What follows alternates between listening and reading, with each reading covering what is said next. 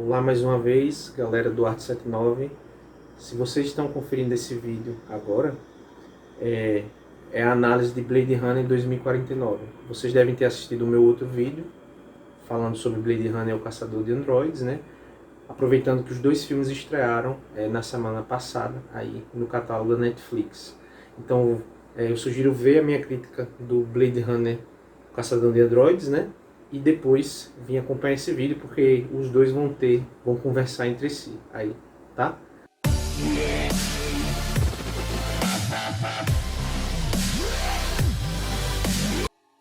Então vamos analisar agora Blade Runner 2049. Foi filmado no ano de 2018, aí o primeiro, se vocês lembrarem, foi filmado em 1981, né? Estreou em vários cinemas em 82, aí, tá? E nós sabemos a grandeza que o primeiro Blade Runner teve como impacto no mundo do cinema, toda a estética que ele lançou, né, ajudou a estabelecer, tá? Então esse filme, o Blade Runner 2049, de início, ele era definido como infilmável. Ou seja, não existia nenhum diretor que poderia retomar toda aquela estética e, de certa forma, até modernizá-la. E isso acabou caindo nas mãos do Denis Villeneuve, que é um diretor francês, já atua em Hollywood há algum tempo, né? Dirigiu grandes filmes como Sicário, como Looper e recentemente também A Chegada, que é um filme fantástico de ficção científica. Foi principalmente esse A Chegada que meio que forneceu a coragem, né, a segurança para ele pegar essa continuação do primeiro Blade Runner, né? É claro também que nada poderia ocorrer sem o aval do Ridley Scott, que dirigiu o primeiro filme. Ele é produtor desse novo filme, né? E também aprovou a direção do Denis Villeneuve. O que é mais fantástico em tudo é como a direção do Denis Villeneuve funciona nesse filme, porque ele consegue expandir o universo cyberpunk que foi estabelecido lá no primeiro filme. Já falei sobre isso. Se você não sabe o que é cyberpunk, assista ao primeiro vídeo sobre o primeiro Blade Runner. Então aqui todos aqueles elementos que eu comentei da estética, eles continuam funcionando muito bem. Você tem as cidades desoladas, né? Grandes metrópoles, né? Com acúmulo de chuvas ácidas, de lixo, vários letreiros e anúncios de propaganda ali, ou seja, as corporações dominando a vida humana, né?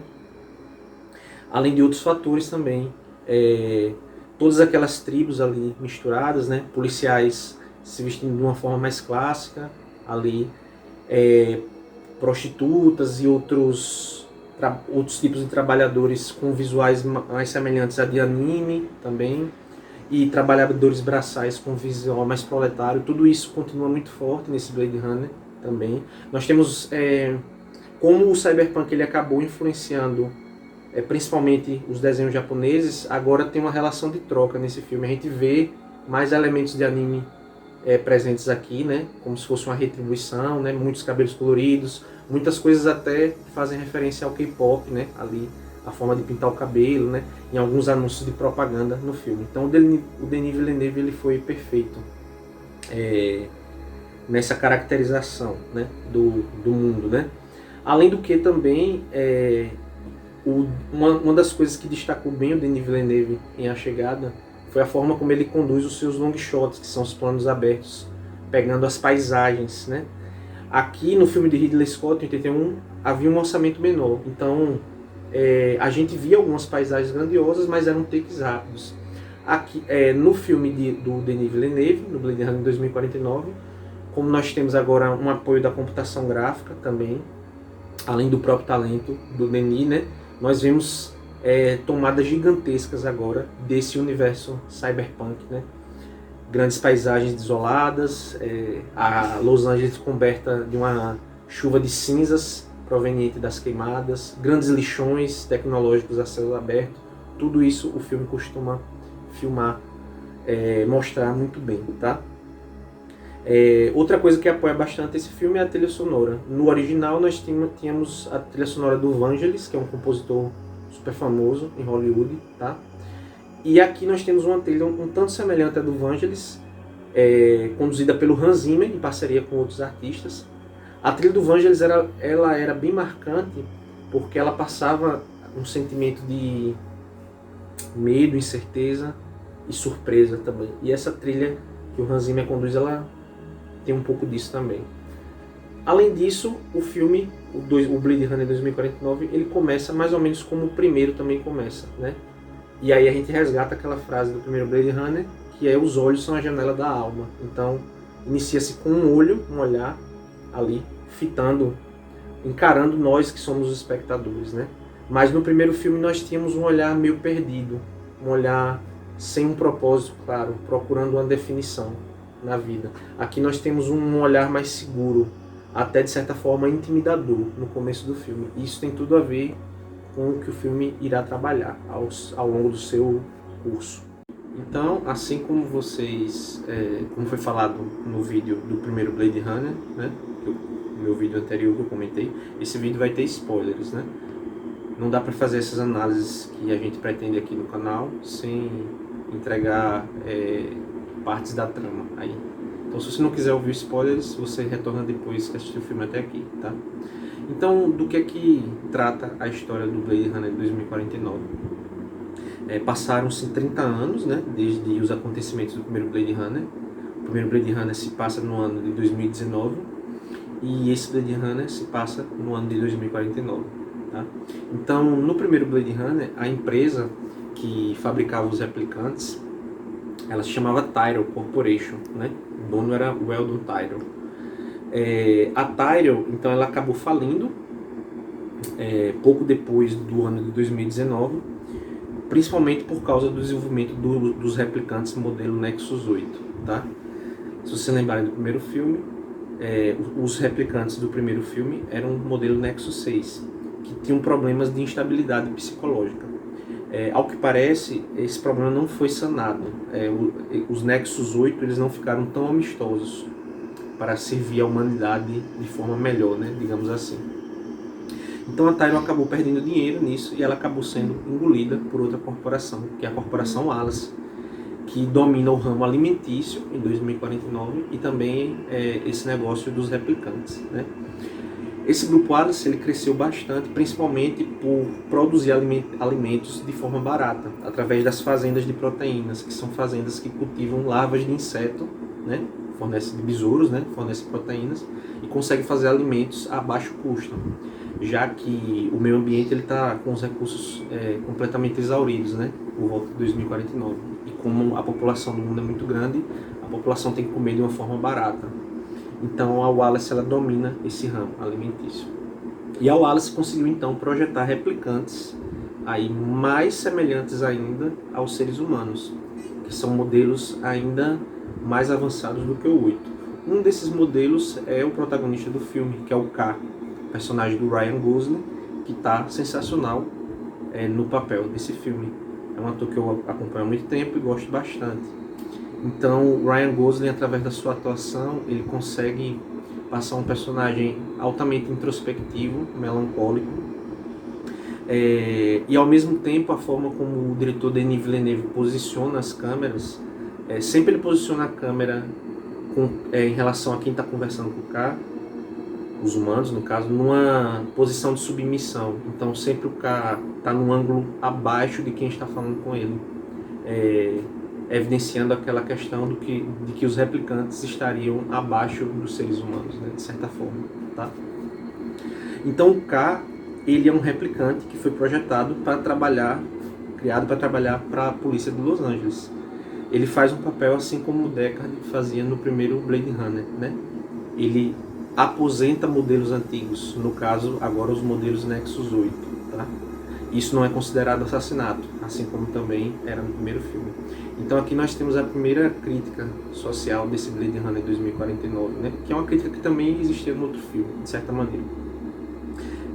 Como que o sistema capitalista, principalmente esse sistema capitalista selvagem, ele nos faz explorar a nossa própria classe ou a nossa própria raça, né?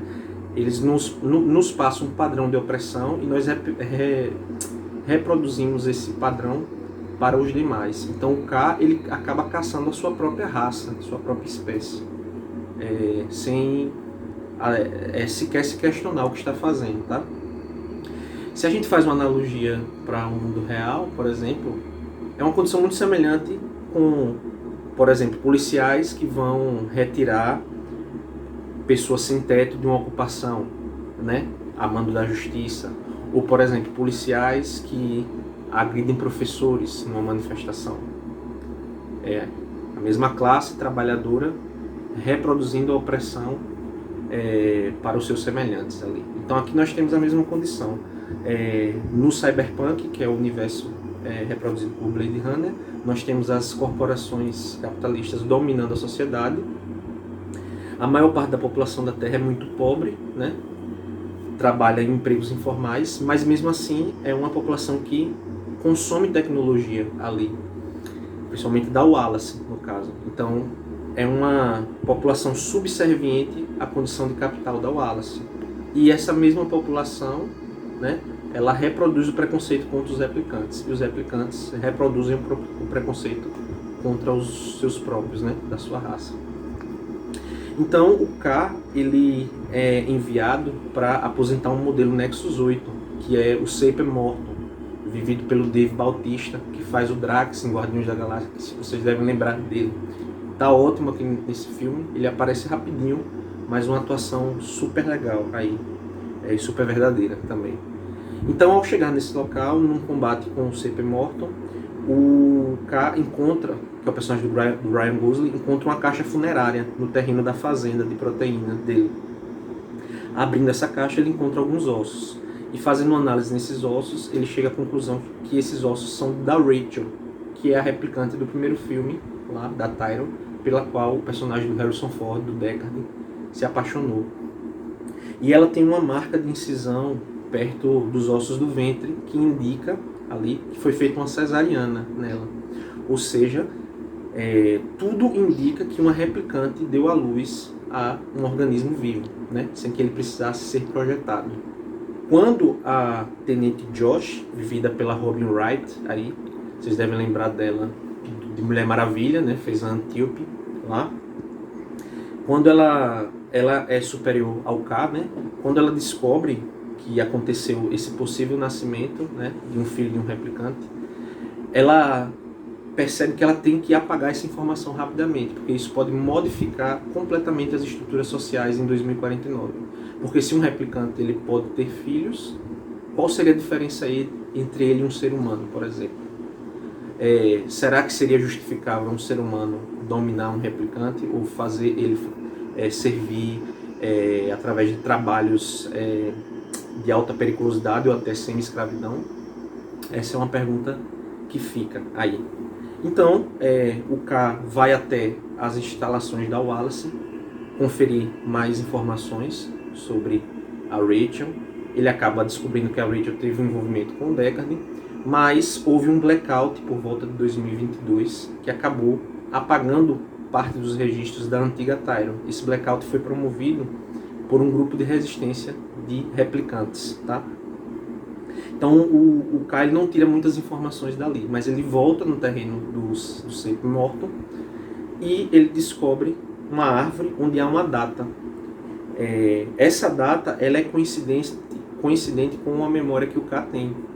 O Kyle tem sempre um sonho de um cavalinho de madeira quando ele era criança, tá?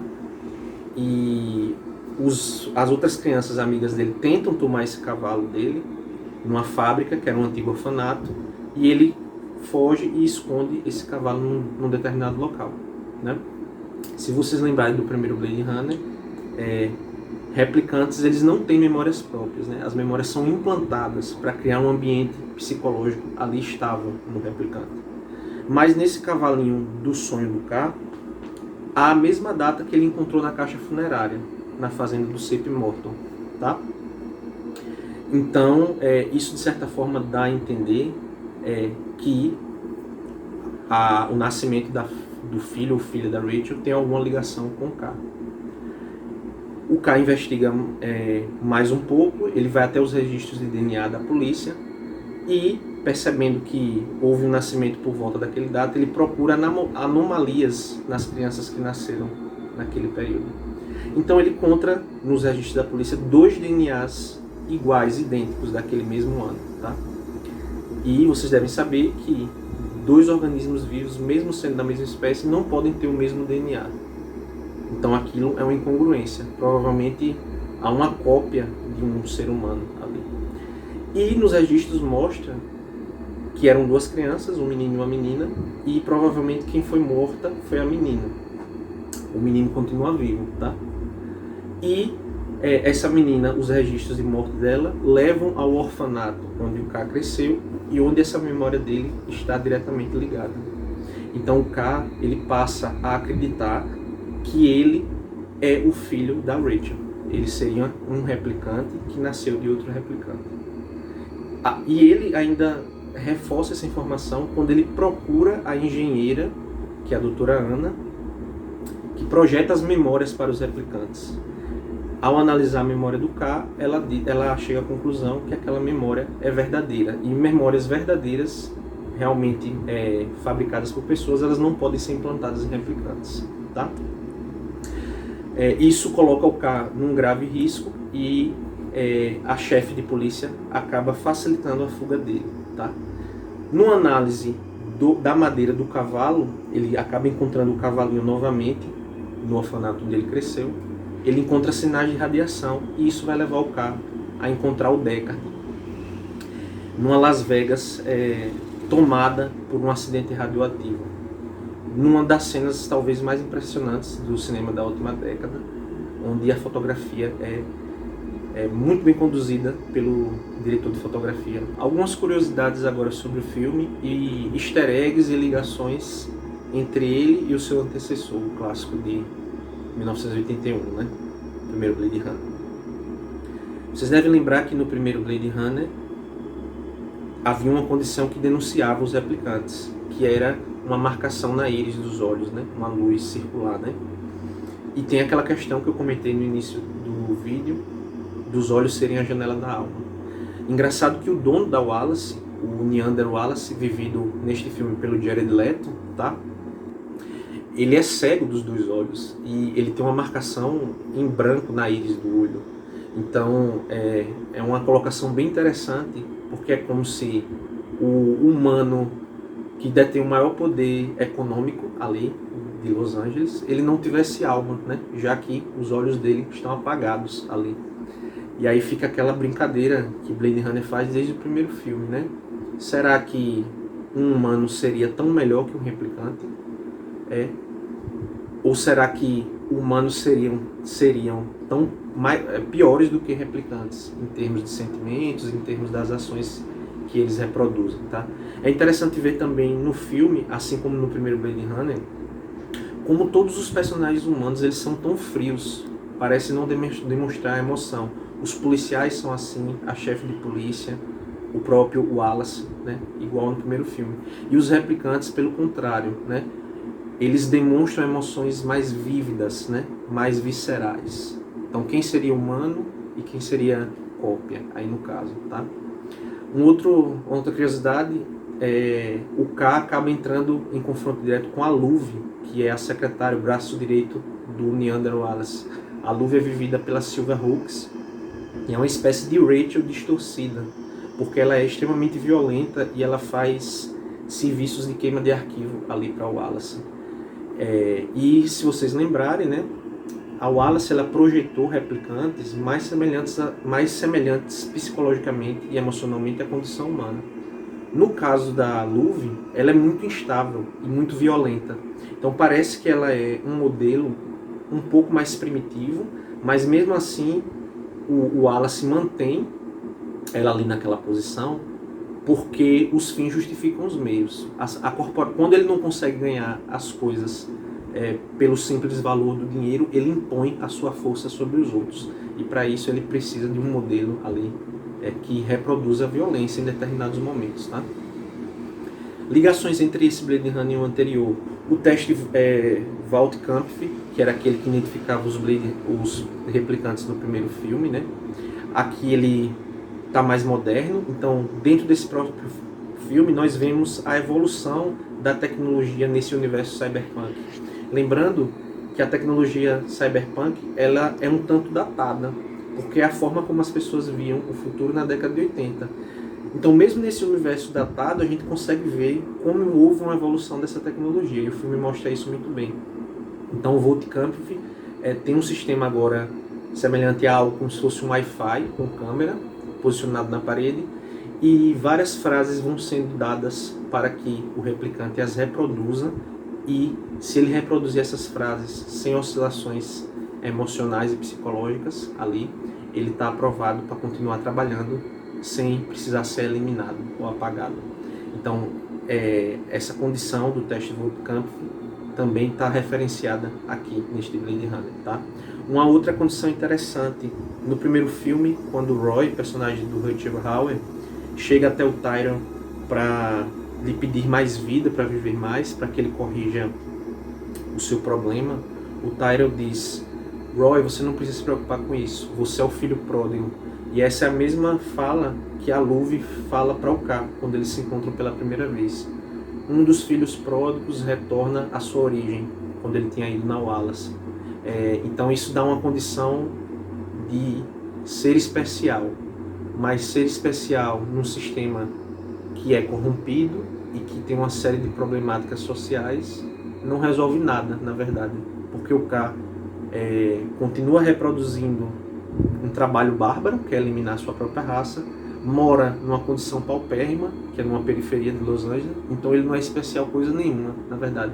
E quantos de nós somos enganados no sistema que a gente vive,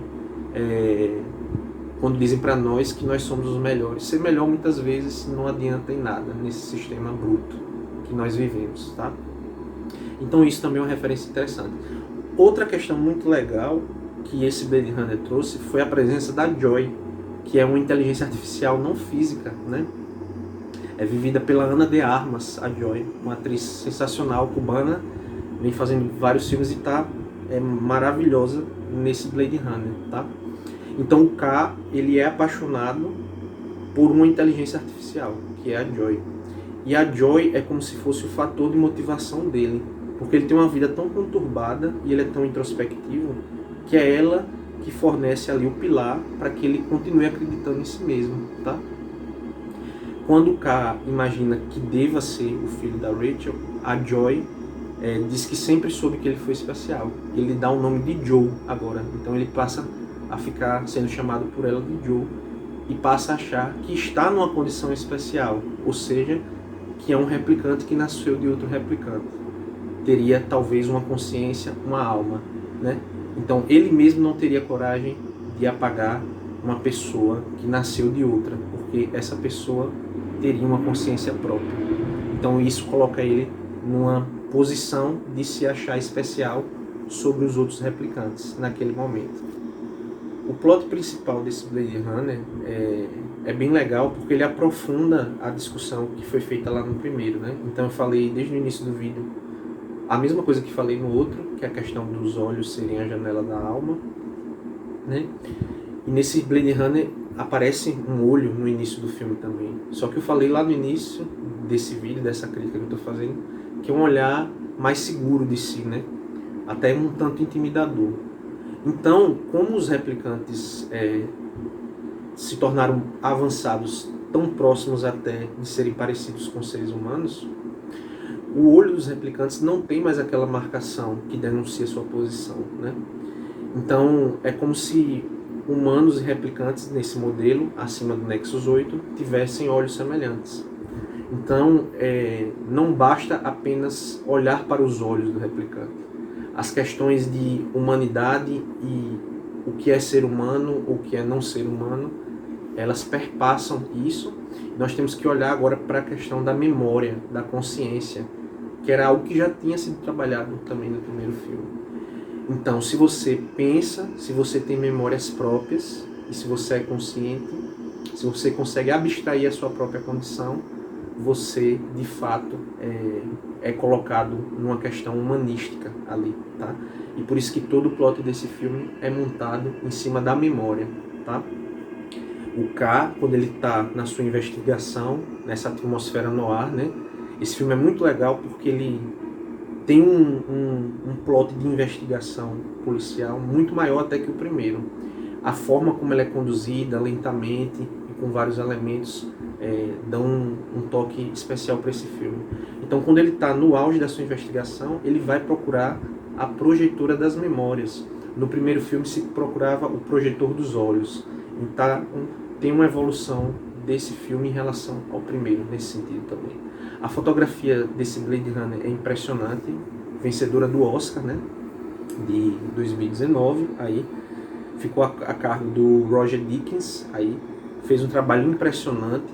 Se vocês virem a cena quando o carro vai a Las Vegas, ali que acaba encontrando o Deckard, e vê o cenário estampado em vermelho por causa da radiação, ali, uma Las Vegas desolada, a forma como o Roger Deakins, em parceria com o Denis Villeneuve, conduzem os long shots, que são os planos abertos, dando para nós aquela impressão daquela imensidão vermelha. O vermelho do cinema, como eu já comentei em outros vídeos aqui, denota perigo, né, ali. Outras cenas interessantes, quando o K vai na Wallace buscar informações, como ele preenche todo o cenário de amarelo, dando uma impressão de que deve-se haver atenção, né? Ele foi ali retirar informações. E quando o K acredita ser a criança ali que nasceu do outro replicante, ele preenche os cenários de verde. Isso é muito claro no filme também. O verde dá uma ideia de esperança ali, né? Então, todo esse trabalho de fotografia é muito impressionante. Na própria Wallace também, o Roger Deakins faz uma coisa bem legal, que era uma coisa que já tinha no primeiro filme, um trabalho com luz e sombra.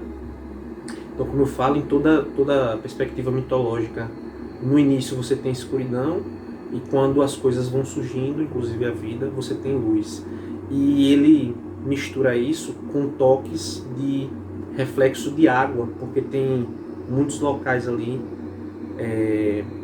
adornados com água no local. Então ficam as manchas de água entre a luz e a escuridão. E nós sabemos que no planeta Terra, a vida se originou na água, né? Então tem esse que aquele é o local onde se fazem os replicantes, né, que são, na verdade, clones biosintéticos de humanos, tá? Então, a fotografia responde diretamente a isso. E o roteiro desse Blade Runner ficou de novo a cargo do Hamilton Fincher, que fez o roteiro do primeiro Blade Runner também, trabalhando agora nesse em parceria com o Michael Green, no caso, tá? Então, partindo para o plot final, agora, o que acontece? A procura do K acaba levando ele até o Deckard, porque quando o K percebe que no cavalo das suas memórias ali que ele tem guardado via radiação, ele rapidamente imagina que ele deve ir para Las Vegas, desolada, porque houve um acidente nuclear lá, naquele local. E o Wallace, ele está procurando o Deckard também, porque o Wallace quer fazer replicantes reprodutivos, porque como a exploração dos planetas ao longo do sistema solar, de recursos minerais no caso, se acentuou, se ele puder, o quanto mais ele puder ter de replicantes trabalhando, implica em mais dinheiro para os bolsos da companhia dele, da corporação, tá? Então ele não consegue gerar vida, os replicantes que ele cria não conseguem reproduzir, mas o Tyrell criou uma replicante há 30 anos atrás que conseguiu fazer isso, e o Wallace quer saber ali como é que ele pode fazer tal coisa. Então o K, ele acaba encontrando ali o Deckard, e ao chegar até lá, o Deckard, nós encontramos um Deckard vivido pelo Harrison Ford novamente, agora muito mais decadente, muito mais desesperançoso do que aquele Deckard que a gente viu no primeiro Blade Runner. Então é como se o diretor quisesse dizer para a gente, os roteiristas, que esse mundo futurista, né, cyberpunk, ele destrói ali as esperanças das pessoas, e o Harrison Ford faz isso muito bem nesse filme, essa interpretação. Resumindo, o Harrison Ford acaba sendo capturado, o K é ferido, mas uma resistência de replicantes acabam recuperando o K. E nós descobrimos que há uma rebelião replicante, com pessoas infiltradas em todos os níveis da sociedade, que vai reivindicar os direitos dessa raça aí. E se eles conseguem provar que uma replicante reproduziu, eles conseguem dizer para a sociedade que eles são tão importantes quanto os próprios seres humanos. Mas, de certa forma, a líder da rebelião ela diz ao K, ela revela para o K que ele não é a criança que nasceu da Rachel. Na verdade, ele era um engodo ali. Ele tinha o DNA da criança verdadeira e ele foi usado como um disfarce para que ninguém chegasse na criança de verdade, tá? Então, nesse momento, o K, ele descobre que ele não é especial. Na verdade, talvez nenhum de nós sejamos, né? Nós somos pessoas comuns, pelo menos a maioria de nós aí, tentando sobreviver, né? Sendo exploradas, sendo oprimidas pelo sistema, né? No caso, o sistema capitalista também, né? E o K, depois de receber essas informações, num passeio que ele tem ali pela metrópole de Los Angeles, ele vê um anúncio da Joy, né? Que é a mesma companheira digital que ele tem. E a Joy, que está no anúncio, ela começa a falar as mesmas coisas que a Joy, que o K tinha em casa, falava para ele. Que ele achava que eram sentimentos verdadeiros, né? Que a inteligência artificial, ela estava tão avançada que ela conseguia perceber os próprios sentimentos do K. Na verdade, ele descobre que tudo era uma farsa. Na verdade, a inteligência, ela só reproduz e fala aquilo que você quer ouvir. Então toda a vida do K não tinha propósito. Justamente aquele mesmo propósito que o Deckard não tinha lá no início do outro Blade Runner. E que ele procurava no início do filme através do olhar perdido ali na metrópole. Tá? Só que o K, ele tinha duas escolhas pré-determinadas para ele. Uma era matar a criança. Foi dada para ele pela polícia. A segunda é dada pela chefe da rebelião, eliminar o Deckard, porque se ele matar a Deckard, logo ninguém vai chegar até a criança, tá? E o K, ele então decide dar um propósito à sua própria vida. Se ele dá um propósito à sua própria vida a partir da sua própria decisão, isso demanda que há consciência nele. Ele acaba não matando o Deckard, ele resgata o Deckard do Wallace e da Luve, né, que é a secretária dele lá. E resgatando o Deckard, ele permite que ele vá encontrar sua filha. O que é mais interessante nessa reflexão de Blade Runner 2049 e o que o K percebe, de certa forma, ligando com o que o Sape Morton fala para ele no início do filme, quando ele vai lá na fazenda do Proteina, o Sape Morton fala: você não sabe o que é um milagre, você nunca viu um milagre acontecer. O milagre, na verdade, é o nascimento da filha de uma replicante, né? Filha ou filho, no caso da filha da Rachel. O K, por um certo momento, ele achou que era esse milagre. Ele achou que tinha nascido da Rachel. De certa forma, a expectativa dele é destruída quando ele descobre que era apenas um engodo, que não era criança realmente. Mas o K, assim como toda a resistência, eles conseguem perceber e avaliar que manter a garota viva é salvaguardar a própria espécie, salvaguardar os próprios replicantes ali. Porque se um replicante pode reproduzir, quer dizer que ele representa toda a sua raça, de uma maneira até messiânica. Então, a partir do momento que o K resolve proteger o Deckard e permitir que ele encontre sua filha, que nasceu a partir, que seria um milagre, né? Ele atribui um propósito a si mesmo. Essa é a principal reflexão que fica. E mais para o final do filme, nós temos cenas que referenciam o Tears in the Rain, o Lágrimas na Chuva, lá com o Roy do primeiro Blade Runner, que é aquela cena que vocês devem ter visto no outro vídeo que eu fiz, né? Que é bem bonita. O K acaba resgatando o Deckard e o veículo aéreo onde eles estão, né? Acaba caindo no mar, num grande paredão que existe na cidade de Los Angeles, porque nesse futuro os polos derreteram por causa, provavelmente, do aquecimento global, tá? Então, tem grandes paredões que retêm a força dos mares, né? E num desses locais do mar, ele resgata o Deckard da Luve. E o Deckard diz: você deveria ter me matado. Ele fala, e ele diz, o K diz: mas você morreu. Ele deixa o Deckard vivo, mas ninguém vai saber disso, né? E como eles estão no mar, né? Isso faz referência direta às lágrimas na chuva, porque as lágrimas, quando você chora na chuva, o choro não é percebido, porque a água da chuva mascara as lágrimas, ou a água do mar mascara a presença do Deckard. E no fim, quando o Deckard finalmente chega para conhecer sua filha, o K, agora ferido, avariado, numa condição de quase morte, ele deita-se nos degraus de uma construção e começa a nevar. Ele contempla a neve caindo no seu rosto, mais ou menos como o Roy no primeiro Blade Runner contempla a chuva e libera o seu espírito, né, representado através da pomba no primeiro filme. Então ali o K, o Joe, né, ele sabe que o seu propósito foi cumprido e que, de certa forma, ele é especial sim, de uma forma singela e própria, não especial como o sistema queria, tá? Finalmente, quem é a filha do Deckard? A filha do Deckard e da Rachel que nasceu é a doutora Ana, aquela que projeta as memórias que o K foi procurar lá pelas tantas do filme, tá?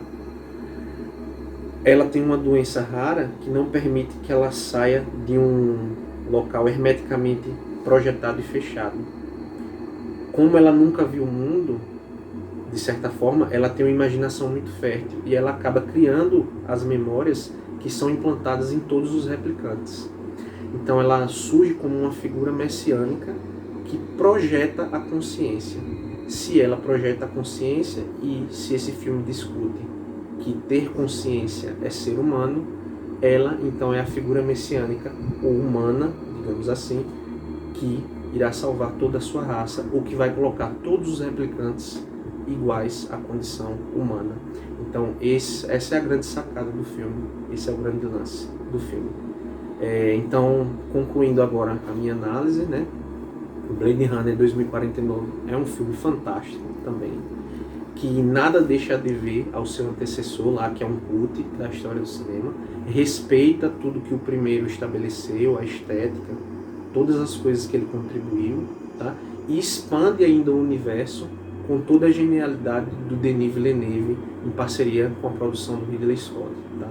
Então, o que eu sugiro a esse final é que eu tenha ajudado vocês a entenderem um pouco mais sobre o filme, a respeito dele, e assistam Blade Runner 2049, revejam quantas vezes for preciso e assistam os dois filmes juntos, um do outro, comparando, assim, nessa análise como a gente fez aqui agora, tá? Então, muito obrigado mais uma vez, pessoal. Valeu, galera do Arte 79. Espero que a minha análise tenha contribuído com alguma coisa. Até mais.